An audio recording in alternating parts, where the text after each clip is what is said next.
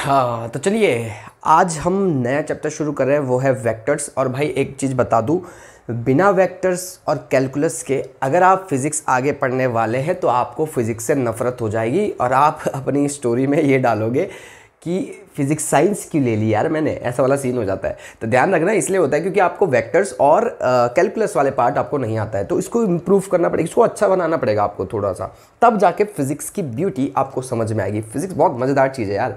तो चलिए स्टार्ट करते हैं इस जर्नी को। ओके, शुरुआत करते हैं वेक्टर्स से। तो वेक्टर्स भाई पहले इंट्रोडक्शन देना पड़ेगा, वेक्टर्स होता क्या है। इस वीडियो में मैं सिर्फ इंट्रोडक्शन ही दूंगा, नेक्स्ट आने वाली वीडियो में इसको एक्सप्लेनेशन शुरू हो जाएगा, ठीक है। तो देखो क्या है, ये क्या है, देखो पहले शुरुआत करते हैं। फिजिकल क्वांटिटीज क्या होती हैं, आपको पता होगा फिजिकल क्वांटिटीज क्या होती हैं, नहीं पता तो जान लो। फिजिकल क्वांटिटीज क्या होती हैं, ऐसी कोई भी चीज़ जिसको मेजर करा जा सका, ऐसी कोई भी चीज़ जिसको मेजर करा जा सकता है उसको क्या बोलते हैं, फिजिकल क्वांटिटीज बोलते हैं। जैसे क्या, मास, टेम्परेचर, ठीक है, ये सब लिख लेते हैं। देखो मैंने बोला फिजिकल क्वांटिटीज क्या होती है, anything which can be measured, ठीक है, जिसको मेजर करा जा सकता है उसी को बोला जाता है फिजिकल क्वांटिटीज। अब मैंने बोला ऐसी, देखो कौन कौन सा हो सकता है, जैसे मास हो सकता है, लेंथ हो सकता है, नाप सकते हो ना भाई, मास हो सकता है, लेंथ हो सकता है, टाइम हो सकता है, प्रेशर हो सकता है, जो तुमने आज तक सुनी है फिजिक्स में टर्म्स, वो सब फिजिकल क्वांटिटीज है, क्योंकि भाई physics is all about measurement of physical quantities, ठीक है। तो देखो प्रेशर हो गया, वर्क हो गया, फोर्स हो गया, जो भी सुना है तुमने आज तक सब लिख डालो भयंकर, जो जो फिजिक्स में तुमने सुना होगा, ठीक है, एक्सेट्रा, ये सब क्या है, फिजिकल क्वांटिटीज है जिसको नापा जा सकता है। अब सुनो मेरी बात, अब ना इनको ना दो कैटेगरी में बांटा जाता है, इन फिजिकल क्वांटिटीज़ को दो कैटेगरी में बांट दिया गया, ठीक है। वैसे तीन होती हैं, मैं बता देता हूँ फिर भी। देखो ये कौन कौन सी है, एक होता है स्केलर, ठीक है, एक होता है वेक्टर, एक होता है स्केलर, एक होता है वेक्टर, और एक और होता है क्या, अलग अलग कर लेते हैं इन्हें, एक होता है स्केलर, एक होता है वेक्टर, और एक होता है टेंसर, जो हम पढ़ते नहीं हैं, मतलब ज़्यादा डिटेल में नहीं पढ़ते हैं स्कूल लेवल पे। तो पहले इन तीन चीज़ों को एक्सप्लेन करना पड़ेगा, कौन कौन सी चीज़, स्केलर, वेक्टर और टेंसर, इनको समझाता हूँ और तब वेक्टर पे चलेंगे। ओके, तो बात करते हैं स्केलर क्वांटिटीज़, ठीक है, स्केलर क्वांटिटीज़ क्या होती हैं, बात करते हैं वेक्टर क्वांटिटीज़ क्या होती हैं, और बात करते हैं टेंसर क्या होता है। तो भाई स्केलर क्वांटिटीज़ होती हैं, देखो इसको प्रॉपर बोलने का तरीका क्या होता है, स्केलर क्वांटिटीज मतलब इनको देखो, स्केलर क्वांटिटीज़ को कैसे बोला जा सकता है। स्केलर क्वांटिटीज़ वो फिजिकल क्वांटिटीज़ होती हैं, स्केलर क्वांटिटीज़ वो फिजिकल क्वांटिटीज़ होती हैं जिनको डिफाइन करने के लिए, ध्यान रखना, इनको डिफाइन करने के लिए हमें सिर्फ एक चीज़ की आवश्यकता पड़ती है, वो है क्या, मैग्नीट्यूड।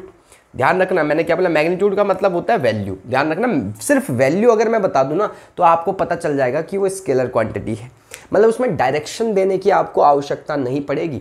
अभी मैं एग्जांपल्स दूंगा इसके, पहले चलो दे देते हैं, फिर एक एक यहीं पे दे देते हैं पहले एग्जांपल्स। देखो फॉर एग्जांपल ध्यान से सुनिए, मास, क्या मास एक स्केलर क्वांटिटी है? यस भाई, अगर मैं अपना मास नाप रहा हूँ, मान लो मेरा 40 केजी मास है या 60 केजी मास है, 60 केजी मास है, तो क्या मैं ऐसे बोलूँगा मेरा 60 केजी नॉर्थ डायरेक्शन में, मेरा 60 केजी ईस्ट डायरेक्शन में, ऐसा तो बोलते नहीं। तो भाई हम जैसे ही मैं लिखूंगा, जैसे मैं लिखूंगा 40 और बगल में मैंने उसकी यूनिट दे दी जैसे 40 केजी, तो आपको वैसे ही समझ में आ रहा है कि ये मास है और ये डायरेक्शन हम इसमें देते नहीं है, तो ये क्या है, स्केलर क्वांटिटीज़ है। इसको डिफाइन करने के लिए डायरेक्शन की आवश्यकता ही नहीं पड़ती भाई, ठीक है। नेक्स्ट बात करते हैं दूसरा, जैसे करंट, नहीं करंट तो अलग, करंट को थोड़ा अच्छे ढंग से बताऊंगा उसको वो तो एक मस्त कंट्रोवर्सी वाला बात हो जाती है बच्चों के लिए, ठीक है। तो रुक जाओ, मास हो गया 40 केजी, और जैसे टेम्परेचर क्या होता है, जैसे मैंने बोला 40 डिग्री सेल्सियस, ठीक है। तो ये टेम्परेचर क्या मैं डायरेक्शन के साथ बताता हूँ, नहीं, ठीक है। तो टेम्परेचर क्या है, 40 डिग्री सेल्सियस, ये भी क्या है, स्केलर क्वांटिटी। और जैसे लेंथ, अगर मैं लेंथ बोलूँ, मतलब डिस्टेंस मैं बोलना मतलब है डिस्टेंस, अगर मैं बोलूँ 50 मीटर, तो भैया अगर मैंने इसके साथ डायरेक्शन नहीं दी है तो ये क्या है, डिस्टेंस जो है स्केलर क्वांटिटी है, ठीक है। ऐसे करके बहुत सारे हो सकते हैं, तो इतनी जगह है, इतना ही मैंने लिखा। अब बात करते हैं वेक्टर क्वांटिटीज। वेक्टर क्वांटिटीज क्या हुई, ये वो फिजिकल क्वांटिटीज होते हैं जिनको डिफाइन करने के लिए, ध्यान से सुनिएगा कैसे बोल रहा हूं मैं, ये वो फिजिकल क्वांटिटीज हैं जिनको डिफाइन करने के लिए मुझे दो चीज़ों की आवश्यकता पड़ेगी, ठीक है। एक चीज़ की आवश्यकता पड़ेगी क्या, मैग्नीट्यूड तो चाहिए ही चाहिए, मतलब वैल्यू तो चाहिए ही चाहिए, लेकिन साथ में क्या चाहिए, डायरेक्शन चाहिए होता है, ठीक है, डायरेक्शन चाहिए होता है। लेकिन एक और चीज़ यहाँ पे हम बोलते हैं, जो हम धीरे धीरे पता करेंगे। चलो मैं लास्ट में बताऊंगा, पहले फिलहाल इसको ऐसे ही बोल देते हैं कि वेक्टर क्वांटिटीज़ क्या होती है, वो फिजिकल क्वांटिटीज़ होती है जिनको डिफाइन करने के लिए मैग्नीट्यूड और डायरेक्शन की आवश्यकता पड़ती है। अब कितने मैग्नीट्यूड और कितने डायरेक्शन, ध्यान रखना, एक मैग्नीट्यूड और एक डायरेक्शन की आवश्यकता पड़ती है बस, ठीक है। फॉर एग्जाम्पल आपको मैं बताया तो जैसे मैंने कोई डिस्टेंस लिखी, मान लो मैंने लिखा 50 मीटर, तो अभी तक तो ये डिस्टेंस था, मतलब स्केलर क्वांटिटी था क्योंकि मैंने इसमें डायरेक्शन नहीं दी थी।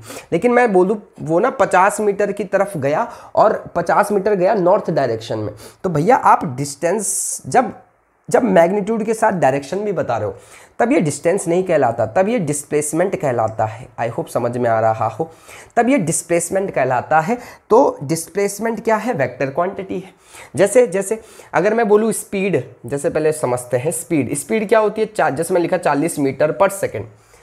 अगर मैं स्पीड के साथ, जैसे मैंने बोला 40 मीटर पर सेकंड, अगर मैं इसके साथ डायरेक्शन भी दे दूं कि इस रफ्तार से किस तरफ गया था, नॉर्थ की तरफ गया था, तो भैया ये स्पीड ना बोल के अब इसे क्या बोला जाता है, वेलोसिटी बोला जाता है, ठीक है, वेलोसिटी बोला जाता है। तो velocity is a vector quantity. ध्यान से सुनिए, वेलोसिटी का जो मैग्नीट्यूड होता है उसी को स्पीड बोला जाता है। छोटा सा डिफरेंस है, ये तो मजेदार बात है फिजिक्स की, ठीक है। तो मैंने क्या बोला, वेक्टर्स आर दो फिजिकल क्वांटिटीज जिनको डिफाइन करने के लिए एक मैग्नीट्यूड और एक डायरेक्शन की आवश्यकता पड़ती है, जरूरत पड़ेगी ही पड़ेगी। अगर डायरेक्शन नहीं होगी फिर तो वो स्केलर क्वांटिटीज बन जाएगी ना, ठीक है। तो स्केलर क्वांटिटीज वो हैं जिनको डिफाइन करने के लिए सिर्फ मैग्नीट्यूड की आवश्यकता पड़ती है, नो डायरेक्शन, ठीक है, डायरेक्शन की आवश्यकता नहीं पड़ती। मैंने एग्जांपल दे दिए थे, स्पीड हो गया, मास हो गया, डिस्टेंस हो गया, टेम्परेचर हो गया, एक्सेट्रा, ठीक है। नेक्स्ट बात करते हैं टेंसर। अब भाई टेंसर क्या हुआ, पहले मैं और एग्जांपल भी दे दूं यार, तुम बोलोगे एग्जांपल नहीं दे रहा है वेक्टर्स के और एग्जांपल हो गए, फोर्स हो गया, एक्सेलरेशन हो गया, ठीक है। अब मैं तुम्हें पूछूं वर्क क्या होता है, तो work is a scalar quantity. ये सब धीरे धीरे समझ में आएगा जब हम आगे वेक्टर्स में बढ़ेंगे, तो हम बता भी देंगे, वहां पे प्रूव भी कर देंगे कि क्यों उसको स्केलर क्वांटिटी बोला जा रहा है, क्यों उसको वेक्टर क्वांटिटी बोला जा रहा है। धीरे धीरे सब एक्सप्लेन करेंगे एक एक करके। तो अभी तो ये नॉर्मल सा इंट्रोडक्शन था, ठीक है। अब बात करते हैं टेंसर क्या होता है, टेंसर कौन सी फिजिकल क्वांटिटीज होती हैं। तो देखो ये हमारे ज़्यादा इसको पढ़ते तो नहीं है, ठीक है, स्कूल लेवल पे ज़्यादा एक्सप्लेन नहीं करा जाता, मतलब मेरा बोलने का मतलब है डिटेल में नहीं पढ़ाया जा सकता कि कैसे कैसे कैसे, ऐसा वाला नहीं पढ़ाया जाता। ये कॉलेज लेवल में आपको मिलता है जब आप स्ट्रेंथ ऑफ मटेरियल पढ़ते हो, एक सब्जेक्ट का नाम होता है, ठीक है। तो फिलहाल यहीं पे समझा देता हूँ। देखो टेंसर ऐसी फिजिकल क्वांटिटीज होती हैं जिनको डिफाइन करने के लिए भैया मैग्नीट्यूड तो चाहिए ही चाहिए, डायरेक्शन भी चाहिए ही चाहिए। अब तुम बोल रहे हो कि तो भाई फर्क क्या हुआ, ठीक है। तो ध्यान रखना, ऐसा डिफाइन कर सकते हैं इसको, टेंसर वो फिजिकल क्वांटिटीज हैं जिनको डिफाइन करने के लिए एक से ज़्यादा मैग्नीट्यूड चाहिए होता है, या एक से ज़्यादा डायरेक्शन, मतलब एक से ज़्यादा मैग्नीट्यूड चाहिए होगा और एक से ज़्यादा डायरेक्शन चाहिए होगा इनको डिफाइन करने के लिए, ठीक है। उनको उन फिजिकल क्वांटिटीज़ को टेंसर बोला जाता है। एग्जाम्पल के तौर पे मैं बता देता हूँ, स्ट्रेस हो जाता है, स्ट्रेन हो जाता है। जब आप ये दो टर्म्स जब आप हाई लेवल पे पढ़ोगे कॉलेज लेवल में, तो आपको दिखेगा वहाँ पे, ठीक है, मैग्नीट्यूड एक से ज़्यादा हो सकता है, डायरेक्शन एक से ज़्यादा हो सकती है। तो भाई ये डिज़ाइनिंग लेवल पे बहुत मज़ेदार टॉपिक होते हैं, डिज़ाइनिंग लेवल पे, ठीक है, जब आप कुछ चीज़ें डिज़ाइन करते हो। तो ये हम आगे पढ़ेंगे जब चैप्टर्स आएंगे, अभी समझ नहीं आएगा कि क्या होता है स्ट्रेस स्ट्रेन, बस अभी नाम याद रखना है, स्ट्रेस और स्ट्रेन, धीरे धीरे करके इसको आगे पढ़ेंगे, ठीक है। एक होता है मोमेंट ऑफ इनर्शिया, वो भी इसी में आता है, ठीक है। चलो इसको ज़्यादा डिटेल में नहीं जाते, नेक्स्ट बात करते हैं वेक्टर्स। अब बात करते हैं कि वेक्टर्स एक्चुअल में है क्या, वेक्टर्स को एक्सप्लेन करते हैं उस चीज़ को। तो चलिए भाई वेक्टर्स अब एक्सप्लेन करते हैं। ये तो समझ में आ गया ना वेक्टर्स क्या होते हैं। वेक्टर्स को डिफाइन करने के लिए एक मैग्नीट्यूड और एक डायरेक्शन तो चाहिए चाहिए, ठीक है, इनको वेक्टर्स बोलते हैं। अभी एक और टर्म ऐड करूंगा मैं उसमें, जिससे वेक्टर्स की डेफिनेशन में और क्लैरिटी आएगी, ठीक है। तो वेक्टर्स सबसे पहले हम इसका समझते हैं रिप्रेजेंटेशन, ठीक है, इसको रिप्रेजेंट कैसे करा जाता है, ठीक है, रिप्रेजेंटेशन ऑफ वेक्टर्स। तो अगर मैं बोलूँ ग्राफिकली, तो भाई ग्राफिकली इसको कैसे रिप्रेजेंट करा जाता है, तो ऐसे बनाया जाता है, देखो एरो बनाया जाएगा, ऐसे एरो, ठीक है। एरो पहले मैं तुम्हें बता दूं, वेक्टर्स को कोई भी वेक्टर होगा ना, जैसे मान लो ए वेक्टर है तो उसके ऊपर क्या होगा, ऐसे एरो बनाया जाता है, ये एरो बनाया जाता है, तो या ठीक है, या तो उसको बोल्ड में लिखा जाता है, तो ये हो गया वेक्टर। अगर मैं बोलूँ कोई बी एक वेक्टर है, तो आपने कोई बी एक वेक्टर है तो उसके ऊपर क्या मानना पड़ेगा, ऐसे एरो मानना पड़ेगा, तब पता चलेगा कि वो क्या है, वेक्टर है। लेकिन इसको ग्राफिकली कैसे रिप्रेजेंट करते हैं वो मैं बता रहा हूँ आपको। जैसे मान लो ये ए वेक्टर है, तो ये इसकी डायरेक्शन इस तरफ है, और ये देखो इसका जो ये लेंथ होती है ये इसका मैग्नीट्यूड बताता है। क्या बताता है? मैग्नीट्यूड। अरे कम ऑन यार, क्या बताता है? मैग्नीट्यूड। ठीक है, डायरेक्शन देखो, ये इसकी लेंथ जो है ये उसका मैग्नीट्यूड बताता है, ये उसका हेड होता है, और ये भैया उसका पीछे मतलब टेल होती है। ठीक है, ये उसके टेल होती है। आई होप समझ में आया हो। ये हेड, ये टेल है, ये हेड, ये टेल, और ये उसका मैग्नीट्यूड, जो उसकी लेंथ है उसकी मैग्नीट्यूड को दर्शाती है। और एरो बता रहा है किस तरफ जा रहे हो आप। ठीक है, डायरेक्शन भी आ रहा है साथ में। आई होप समझ में आया। जैसे मैंने बोला कोई बी वेक्टर है, वो नॉर्थ की तरफ जा रहा है, नॉर्थ की तरफ उसकी डायरेक्शन है, तो मैंने बोला बी वेक्टर है। तो मान लो ये कोई वी वेक्टर, मान लो जैसे फोर्स एक तरह का वेक्टर है, तो फोर्स को कैसे लिखेंगे? ऐसे, एफ के ऊपर एरो। तो भाई, और मैंने बोला ये फोर्स की वैल्यू है 50 न्यूटन।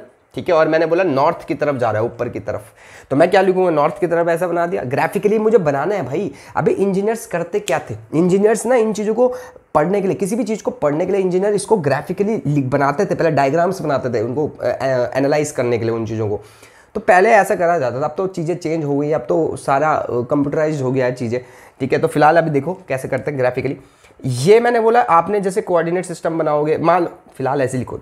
देखो ये ऐसा है, यहाँ से देखो ये हो गया 50 न्यूटन। अब 50 न्यूटन की वैल्यू तुम लिखोगे कैसे? तुम्हें क्या पता 50 न्यूटन कैसा है? तो उसके हिसाब से आप स्केल यूज़ कर दो। मान लो आप बोलोगे कि 1 सेंटीमीटर इज इक्वल टू क्या 10 न्यूटन, तो कितने सेंटीमीटर की लेंथ बनाओगे इसे? 5 सेंटीमीटर की। 5 सेंटीमीटर क्या, 5 सेंटीमीटर बराबर क्या हो जाएगा? 50 न्यूटन। तो आप इसको क्या बनाओगे? 5 सेंटीमीटर की लाइन खींचोगे, एरो मारोगे ऐसा, तो ये क्या हो जाएगा? ये बताएगा 50 न्यूटन को, और डायरेक्शन ऊपर की तरफ। आई होप समझ में आ रहा हो। This is what? Force vector. ठीक है, और बताता हूं।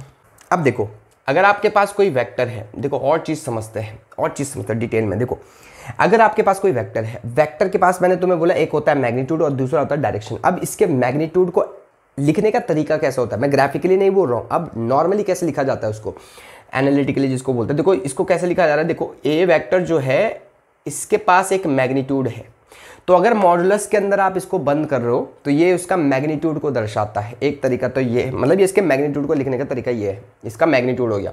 और सुनो, एक तरीका तो ये होता है, आप ऐसा भी लिख सकते हो। और इसके मैग्नीट्यूड की बात करो मैं, this is the magnitude of A vector. A vector का मैग्नीट्यूड कहलाएगा अगर आप मॉडुलस के अंदर उसको लिखोगे। ठीक है, दूसरी चीज समझो, ये तरीके हैं बना रखे ऐसे लिखने की। तो देखो ये ए वेक्टर है, आप इसे ऐसा भी लिख सकते हो। अगर आपने कुछ नहीं लिखा, मतलब एरो नहीं बनाया, और ये अगर ये वेक्टर क्वांटिटी है, तो भैया ये भी क्या बताएगा? Magnitude of A vector. ठीक है, तो मैंने क्या बोला? मान लो आपके पास कोई बी वेक्टर है, तो इसको कैसे लिखा जा सकता है? ये उसका मॉडुलस आएगा। अब तुम्हारे दिमाग में आ रहा होगा, मतलब इसका मॉडुलस मतलब उसका मैग्नीट्यूड आएगा।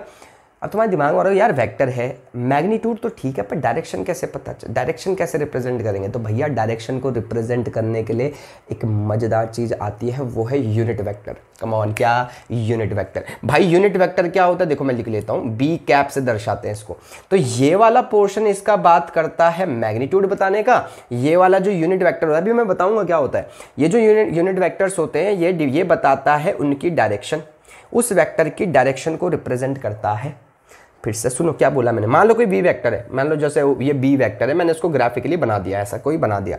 ठीक है, ये बी वेक्टर है। अब इसका जो मैग्नीट्यूड है, ये जो मैग्नीट्यूड, इसकी जो लेंथ होगी, ये कौन दर्शा रहा होगा? ये आगे वाला पोर्शन, ये जो बी मैग्नीट्यूड है, इसको कैसे लिख सकते हो? बी, ये उसका मैग्नीट्यूड है, ये उसकी जो लेंथ है वो ये बता रहा है, मॉडुलस वाला पोर्शन। ठीक है, अब जो ये इसकी डायरेक्शन ऊपर वाली, वो ये यूनिट वेक्टर बता रहा है कि ये यूनिट वेक्टर बोल रहा है कि ऊपर की तरफ डायरेक्शन है। आई होप समझ में आ रहा हो। आप देख, रुक जा, अभी और बताऊंगा। देख, इससे भी क्लैरिटी दे देता हूँ क्यों बोला मैंने ऐसे कि ये मैग्नीट्यूड वो डायरेक्शन बता रहा है। तो कैसे लिखेंगे? बी कैप जो है यूनिट वेक्टर है, इसी पे आ रहा हूँ मैं, टेंशन नॉट। ठीक है, थोड़ी देर में पता चल जाएगा तुम्हें, या दूसरी क्लास में पता चल जाएगा जब नेक्स्ट वीडियो अपलोड होगी। ठीक है, तो देखो क्या, बी वेक्टर, बी कैप बोलते हैं। B cap is a unit vector, जो काम, जिसका काम क्या होता है? डायरेक्शन बताना। अब एक और चीज, पहले इसको एक्सप्लेन ही कर देते हैं। देखो, बी कैप एक यूनिट वेक्टर है। अब बताओ यार यूनिट वेक्टर हुआ क्या? अबे यूनिट लिखा है, यूनिट का मतलब हो गया 1। तो ये ऐसे वेक्टर्स होते हैं जिनका मैग्नीट्यूड 1 होता है। मतलब इनका मैग्नीट्यूड 1 होता है, इनका जो मैग्नीट्यूड होता है 1 होता है, और इनका काम क्या होता है, डायरेक्शन बताना। अब डायरेक्शन भाई किसकी डायरेक्शन बताना, जिसके लिए डिफाइन करा गया होगा।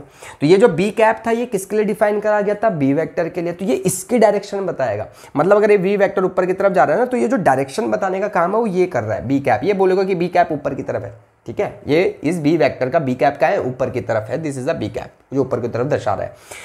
फिर से सुनो, बी कैप क्या है, एक यूनिट वेक्टर है जो बता रहा है क्या, जो जिसका मैग्नीट्यूड क्या होगा 1, इसका हमेशा मैग्नीट्यूड होगा 1, तभी तो यूनिट वेक्टर बोलते हैं, यूनिट मतलब 1, तो इसका मैग्नीट्यूड देखो वेक्टर है ये, तो इसके बाद दो चीजें होंगी, मैग्नीट्यूड और डायरेक्शन। मैग्नीट्यूड क्या होगा 1, और डायरेक्शन किसकी डायरेक्शन की शो करेगा, ये इसकी डायरेक्शन को, जिसके लिए डिफाइन करा गया है। तो एक और एग्जाम्पल लिखा के दिखाता हूँ मैं तुम्हें, देखो एक और मजा नहीं आया यार, फील द सब्जेक्ट, अपने लिए पढ़ो कुछ बनने के लिए। देखो मान लो कोई फोर्स है, देखो मान ले ये डब्बा है, ठीक है, अब इसको फिजिकली पढ़ते हैं, इसको समझने की कोशिश करते हैं, फील करने की कोशिश करते हैं। मान ले एक डब्बा है तेरे पास, ठीक है, अब किसने क्या करा, इसको धक्का मारा, अरे कोई लौंडा है, ठीक है, उसने क्या करा, इस पे धक्का मारा, पुश करा, ठीक है, पुश इज अ फोर्स, ठीक है। तो यहाँ पे क्या करा गया, ये फोर्स लगाया इसने। अब तुम्हें पता है भाई force is a vector quantity, तो तूने क्या करा, इसने बोल दिया। अब देखो बचपन में क्या बोलते थे, बचपन में कैसे पढ़ाते थे कि क्या बोलते थे, F is equals to 50 newton. बेटा इसने यहाँ से 50 न्यूटन का फोर्स लगाया, वहां पे तुम्हें वेक्टर का कॉन्सेप्ट नहीं पता था तो ऐसा लिख देते थे। अब तुझे वेक्टर का कॉन्सेप्ट पता है, देख ये एरो हर चीज का मतलब है भाई, ये जो एरो है ये वेक्टर को डिनोट कर रहा है। तो यहाँ पे जो फोर्स है एक वेक्टर क्वांटिटी है, उसका जो मैग्नीट्यूड है, जो वैल्यू है, जो कितना लग रहा है वो 50 न्यूटन का लग रहा है, लेकिन इसको लिखते तो ऐसे है। अब हमें पता चल चुका है, ठीक है, अब तो ये रहस्य नहीं रहा गया, अब तो ये हमें पता चल चुका है। तो एफ वेक्टर जो है उसका मैग्नीट्यूड तो ये है, मतलब अगर मैं ये लिखूं एफ वेक्टर, जो ऐसे लिखा जा सकता है ना, ये उसका मॉडुलस हो गया। अब इसकी तो डायरेक्शन भी होगी कुछ, तो इसकी डायरेक्शन कौन बताएगा, इसका यूनिट कैप, इसका यूनिट वेक्टर, ठीक है। तो देख ये मैग्नीट्यूड की वैल्यू कितनी है 50 न्यूटन, और ये एफ कैप क्या बता रहा है, ये एफ कैप इसकी डायरेक्शन बता रहा है। इसकी डायरेक्शन कहाँ है, इस तरफ, तो एफ कैप कहाँ होगा, इस तरफ। ये जो एफ कैप है वो इस तरफ है। तो एफ कैप कभी बोलते, कई बार क्वेश्चनों में आता है यूनिट वेक्टर निकालो यार, तो यूनिट वेक्टर निकालने का तरीका सीख, देख क्या कैसे निकालेंगे। एफ वेक्टर डिवाइड कर दे उसके मैग्नीट्यूड से, मतलब क्या होगा, आपको अगर कभी पूछा जाए कि किसी वेक्टर का यूनिट वेक्टर निकालो, तो आपको उस वेक्टर को पहले ऊपर लिखना है, फिर उसको उसके मैग्नीट्यूड से डिवाइड कर देना है। अरे ऐसा क्यों कर रहे, सोच ना, ये वेक्टर है तो इसके बाद दो चीज़ें होगी, एक हो गया मैग्नीट्यूड और दूसरा क्या हो गया, डायरेक्शन, ठीक है। अब ये जो नीचे तूने लिखा है वो मैग्नीट्यूड हो गया, तो मैग्नीट्यूड से मैग्नीट्यूड कैंसिल हो जाएगा, बच जाएगा डायरेक्शन, वही ये बता रहा है। आई होप समझ में आ रहा है, ठीक है। तो ये था रिप्रेजेंट कैसे करा जाता है वेक्टर को, और ग्राफिकली कैसे रिप्रेजेंट करते हो, लिखते कैसे हैं, और यूनिट वेक्टर क्या होता है ये भी मैंने आपको बताया इस वीडियो में। आई होप इतना समझ में आया हो। नेक्स्ट वीडियो में और मज़ेदार चीज़ें बताऊंगा। Thank you.